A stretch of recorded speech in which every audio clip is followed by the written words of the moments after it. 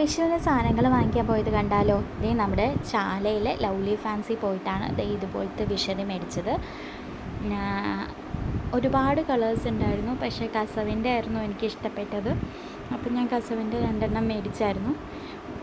പിന്നെ സാധാരണ വാൽക്കണ്ണാടി പക്ഷേ വളരെ വലിയ കട്ടിയൊന്നുമില്ല, സാധാരണ ഒരു പ്ലാസ്റ്റിക്കിൽ ഉണ്ടാക്കിയ വാൽക്കണ്ണാടി. അത് 2 മേടിച്ചായിരുന്നു, ഒന്ന് ഇവിടത്തേക്കും ഒന്ന് എൻ്റെ വീട്ടിലേക്കും. പിന്നെ മയിൽപ്പീലി നല്ല ക്വാളിറ്റി മയിൽപ്പീലിയാണ് എനിക്ക് കിട്ടിയത്. അത് 4 മേടിച്ചായിരുന്നു.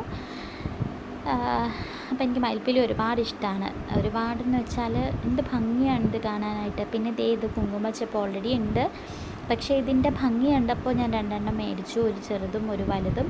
ഒരുപാട് കളേഴ്സ്, ഒരുപാട് വെറൈറ്റിയൊക്കെ അവിടെ ഉണ്ടായിരുന്നു. പക്ഷെ എനിക്കിഷ്ടപ്പെട്ട ഒരു 2 ഞാൻ മേടിച്ചായിരുന്നു. എനിക്ക് എല്ലാ പാറ്റേണിലും ഓരോന്നും മേടിക്കണമെന്നുണ്ടായിരുന്നു, പക്ഷേ എന്തിനാ വെറുതെ വാങ്ങിച്ച് വയ്ക്കുന്നതെന്ന് ഓർത്ത് ഞാൻ മേടിച്ചില്ല. അപ്പോൾ ഇത് 2 ഞാൻ മേടിച്ചത്. 2 എനിക്ക് ഒരുപാട് ഇഷ്ടമായി. പിന്നെ കുറേ പ്ലാസ്റ്റിക് പൂ മേടിച്ചു. മാല മേടിച്ചിട്ടുണ്ടായിരുന്നു 2, അതെനിക്ക് വിടാം, കൃഷ്ണന് വിടാം. അങ്ങനെ 2 മാല മേടിച്ചായിരുന്നു. അപ്പോൾ ഇത്രയാണ് നമ്മൾ ലവ്ലി ഫാൻസിന്ന് വാങ്ങിച്ചത്. പിന്നെ MRT കഴിഞ്ഞ് ഫ്രണ്ടിലേക്ക് പോകുന്ന വഴിക്ക് PKV സ്റ്റോഴ്സ് എന്ന് പറഞ്ഞ സ്റ്റോഴ്സ് ഉണ്ടായിരുന്നു. അവിടെ നിന്ന് വിളക്ക് മേടിച്ചു.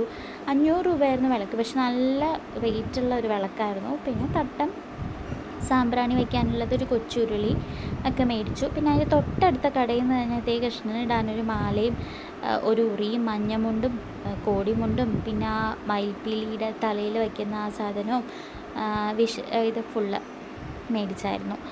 ആ 2 കടയിൽ നിന്ന് PKV എന്ന് മേടിച്ചതിൻ്റെ തൊട്ടടുത്ത് തന്നെയാണ്, അതിനോട് ചേർന്ന് തന്നെയാണ് കേട്ടോ ഈ കടയും മാലയുടെയൊക്കെ കഥ. എനിക്ക് ഭയങ്കര ഇഷ്ടമായി, 2 ഇഷ്ടമായി.